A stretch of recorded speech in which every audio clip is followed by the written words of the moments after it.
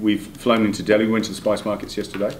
That was incredible. We spent about 4 or 5 hours at the spice markets. And for me, it's just an assault, honestly, as an Australian coming to India. And obviously Mumbai is busy and quite unique, I suppose, as a city in India. That the spice market, it's just, I've never seen so many people.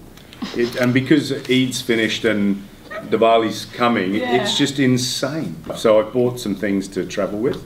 So I bought puffed lotus seed, I bought cumin, coriander, I bought cinnamon leaf, some cloves, I bought cashews. I mean, for example, there's different grades of everything. So just looking at the cumin seeds, for example, and saying, okay, that's 160 rupees and this is 300, or the cashews that started at 120 and went to 860. It's just beautiful. Everyone was coughing and sneezing. Remarkably, I wasn't, because of the chili. It just kind of strips your nose out. So yeah, God knows how George would cope in there. And he went last year. And we're going to Chennai tomorrow. Tomorrow? Yeah. So we're going to the fish markets and we're going to cook in the fish market. So I'm trying to get hold of a little sort of wood stove. I'm going to try and buy one and we're going to load it up, and I want one of those cheap sort of aluminium pans. I'm just going to do a prawn curry. So I don't really know how, if you saw it, you'll go, that's not Indian, but it'll be my version of so I'm going to use quite a bit of turmeric. There's, I'm probably going to use a yogurt of some kind. I'll find what fish seems good. And then I'll use a bit of what I've bought. So the black cardamom, the cinnamon leaf, so you'll be going, what? But I reckon it's going to be good. So if I can make a nice little sauce and get the fish in and simmer it, and then you probably don't do it, but I love the idea of those crispy lotus seeds tossed it, because you toss it in ghee and a spice, and then I want to throw those over the top and maybe put coriander or a fresh herb on the top of that, because I reckon it'll give it a nice crunch. This is like master challenges for yourself now. It is, yeah. It's going to be Gaz's fish curry from everywhere. And then we go to the Enfield motorcycle factory, because I'm a bit of a motorcycle fan. So they're being good enough to show us around the factory. Shame, because they've now got a new factory that looks really clean and wonderful, whereas the old factory, that's the one I wanted to go to, with all the old machines and stuff in it. So anyway, we're going to the new factory. And then, depending on how confident I feel, we'll go for a ride in Chennai. They've said, don't do it, it's really dangerous. I go, hey, I ride motorcycles, everything's dangerous. Roadkill. Yeah. So, who knows what will happen. We'll see.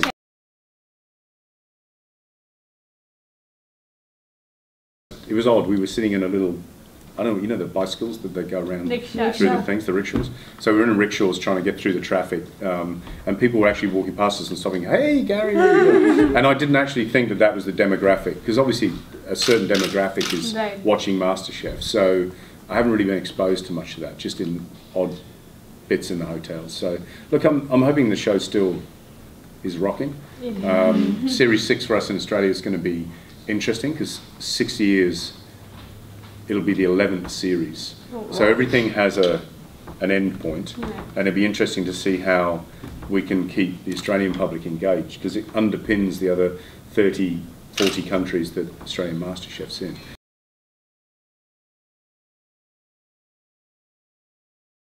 I don't feel restricted or anything in MasterChef. It's a wonderful experience and it's a shared experience, and I wouldn't sign up to do it again if I didn't love it. But I also want to travel. I want to, coming to India and going to South Africa and all the other destinations that we've been to with the show and outside of that, I've just got the bug at the moment. And I feel really inspired about, finding new things, and I love shows like Anthony Bourdain's No Reservations and Layover, and Rick Stein, I think, is a brilliant,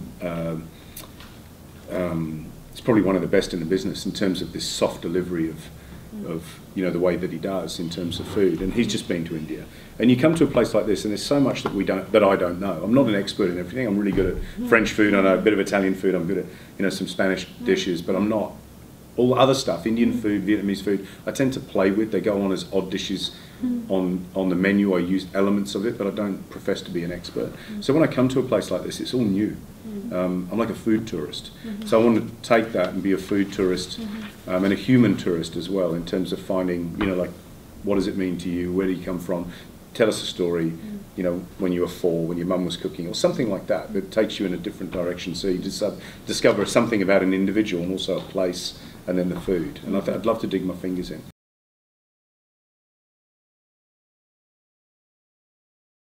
The style that I love now and I'm discovering is South Indian. I'm enjoying that. So, you know, that's why I'm interested about going to Chennai, and I'm not going to get to Kerala this time, but I want to go. Nice. So I love the use of rice, you know, in the appams, in the idli, you know, all of this sort of thing. And I love curry leaves. I love curry leaves. I made a curry on the show that I sort of said, you know, it's just sort of South Indian inspired, and I loved it. It's very simple for me. It was almost like making a bouillabaisse, very simple, or brodetto, which is another Mediterranean sort of fish stew. And I just made it. I took the essence of what the spices that I wanted to use, with a lot of curry leaves, bit of chili, you know, some turmeric, some coconut milk and whatever, and just made a very quick fish curry. And for me, it tasted delicious. I love those flavours. Nice. So if you combine that then with something that I can stick into it and eat like a hopper, then it's perfect for me. I really love that. And I think for Australians too, because we got a hot climate, you know, from Mediterranean to tropical, and I think those flavours and the textures actually are very familiar, but they're represented in other cuisines in Australia at the moment, like Thai, Vietnamese, you know, which are very popular. So people like Luke Nguyen in Australia have taken Vietnamese and taken it up a level.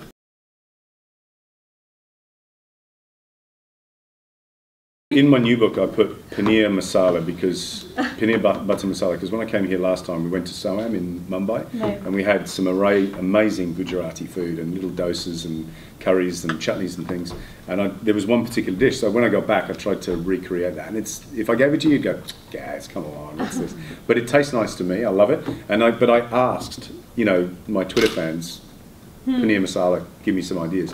And some people said, you know, don't fry the masala, and then other people go fry the masala, and then the next one was, no, don't fry not masala, paneer. Don't fry the paneer, blah, blah, blah. And in the end I go, you know what, whatever tastes good, I'm going to do it, because it's not for you, it's for a different audience.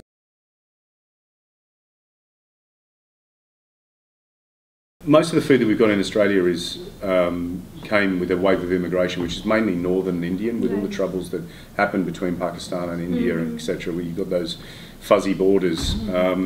That wave of immigration that went to the UK and other countries, and Australia bought very, you know, northern food, Punjabi, and a lot of Pakistani food as well, that became morphed into sort of this westernised food. So that was a long time ago. And George always jokes about it too with the Greek food, is that customers go to his new Greek restaurants, which are not familiar to them. You know, they came to Australia in 1950s and 1960s, so their Greek food is like 50 years old.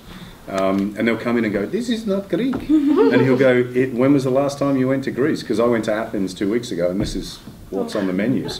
So that's the same thing with Indian food. And Australians tend to, other than a couple of restaurants, like in Melbourne, Boge, there's a place called Ginger Garlic that's really good. Up in Sydney, Kumar Mahadevan has Arby's and Aki's, which are two really good Indian restaurants. They're really the only ones that people know are at the top end of the market, and everybody else tends to associate Indian food with takeaway, with cheap food, with heavily spiced, westernised dishes, you know, things like Rogan Josh and tikka masala and all this sort of stuff. And look, it has its place, nothing wrong with it, but there needs to be a little wave of Indian innovation that comes to Australia, and we'd be very keen. I think it would fit the way we're eating at the moment, especially in the big cities and the capitals. You know, Melbourne, for example, the restaurants that are doing well, like Chin Chin or Coda. I think Adam De Silva came out here, or to Mumbai, a couple of years ago and did the long lunch. And he's doing little bits. You know, he's doing panipuri, but a sort of flash version that costs, you know, like $15.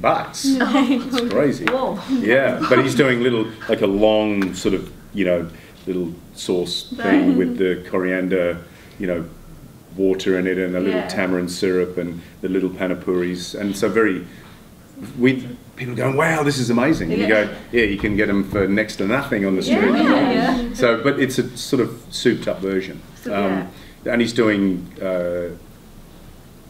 is it gulab jamun? The little sweet dessert, you know, the little sweet, so like jalebi. So he's doing a couple of things, but there's no one that's doing. There's a restaurant, for example, called Chin Chin. It's very funky. You know, it's really Melbourne cool, and it's doing Thai food, and people go in and share and get little dishes. No one's doing an Indian version of that.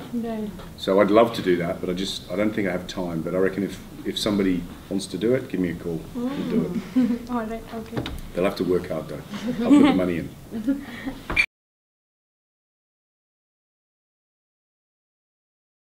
What's happening in the rest of the world is that we're becoming very comfortable, you know, like North African food, Greek food, Lebanese food, Syrian food, whatever it is, very comfortable about eating it as it should be, with just a few adjustments. Sometimes adjusted, sometimes not. But it's more the environment that you eat it in, I think. Like, people love experiences. So, for example, the food truck thing, the molecular gastronomy thing, whatever it is, people kind of hook into it because it's interesting. But what we find now is it's very... food's moving very fast, and maybe the food doesn't change too much, but the environment that you eat it in and the way you eat it does. We went through the whole fusion thing, and then it went right back to then respecting the actual heritage of the dish, and now it's becoming a bit fused again as well. It's just that I think out of every trend, you keep the good bits and get rid of the bad bits. So I'm not interested in fusion Indian, although when I'm cooking, it probably would be considered to be adjusted Indian, because it's not quite, you know, if I sat down in front of a panel of Indian chefs and they tasted my, you know, paneer masala, they'd criticise it, but in the end it's mine, so don't mind. It has a bit of you and a bit of us, sort of. Yeah, exactly, and I think that tradition is worth respecting, but I think being authentic sometimes is overrated, because, you know, maybe we're from a different generation, but certainly the younger kids and that, they just go, who cares, you know, as long as it tastes good, it's textural, and we're all driven by the same